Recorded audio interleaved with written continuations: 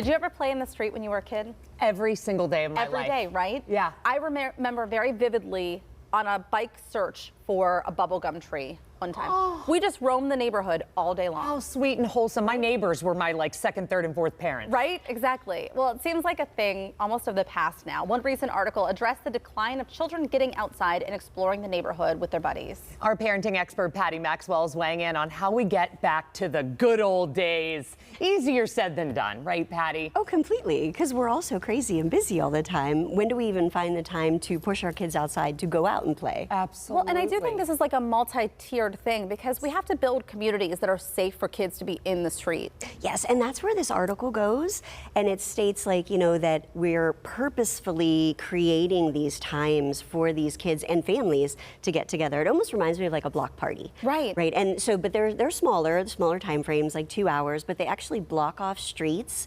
and nobody can drive down them, and it's just like a free-for-all of let the kids play. All ages, go outside and play. No electronics, just play. And what do you think are the factors that have kind of led us away from this? Is it the safety? Is it the schedule? Or is this just a, conglomerate? Yes. Oh, it's all of it. It is all of it, truly. And everyone is so fearful anymore. We're afraid of everything, right? So we don't want our kids to go out in the street and get hit by a car. We don't want them to go out and play and get stolen, things like that. But this is how kids learn too. They need to go out and play. They need that independence. They need that socialization. Yeah. Kids are not learning how to socialize. Well, and it's hard to think about scheduling one more thing into our day. As you kind of mentioned, we're already overscheduled. So how do we do this in a way that doesn't feel forced, that it does feel more spontaneous, that it becomes, more natural for the kids to want to do? Well, so in the article, what they did was it was forced at first. Yeah. Completely scheduled, another scheduled event.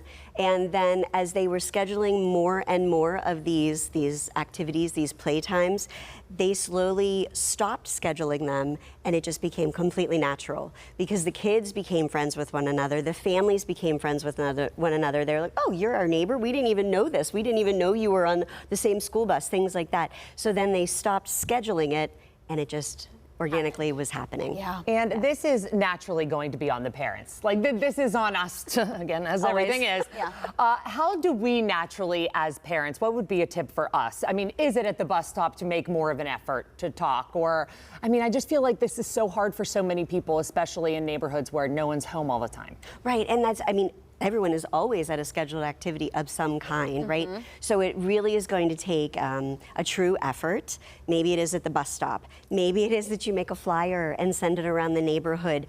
Maybe it's, I don't know. I don't even know, as you're walking down the street, because it's funny, in the article it states, that's not even organic anymore. You're walking down the street and you're just pushing the stroller. You don't even say hello really to anybody anymore. But this becomes, because you're kind of forced into these play places, it's okay to socialize. It's okay to talk. Yeah. And then it just kind of spirals from there. I really want to talk about the benefit of doing this because there's something that is lost when kids aren't doing this. It's everything from problem solving to socializing. Completely. And it's funny too, because the article really pushes, that what the adults have lost in all of this. And it really made me stop and think about it.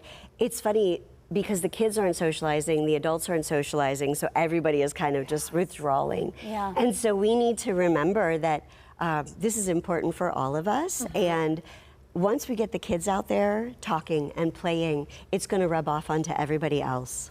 Oh, and we only have a little bit longer, but I really want to hit on this thing happening in Philly. Yeah. With the safe streets. What a great idea. Oh, yes, completely. And that's basically what this article is that these safe streets are trying to pop up more and more in more places. And again, I kind of look at it as like a block party. Yes. How can we make these block parties or safe streets more exciting for kids, more inventive? And again, the big piece of it is you structure the time, you don't structure the activities. You want the kids to go and run in the streets and play in the dirt. Thing. Yes, yeah. And you want the 3-year-old to be playing with the 10-year-old. Right. And you want that whole entire organic play time and situation to just happen. Yeah. And then it will also happen with the adults. And it's funny, they talk a lot too about how the adults then can have some time away from their children. Right. That we can miss our children a little bit because we are kind of putting them out into letting the them world. spread their wings a little bit. And backing off a little bit. It's such a good idea. Thank you for talking to us a little bit more about this. Thank you. Really great It's concept. so important. Let's go, Pittsburgh. To learn more about Engage Kids or to read the article mentioned in this segment, we're going to have all of it on our website. You can go to kdka.com/talkpittsburgh.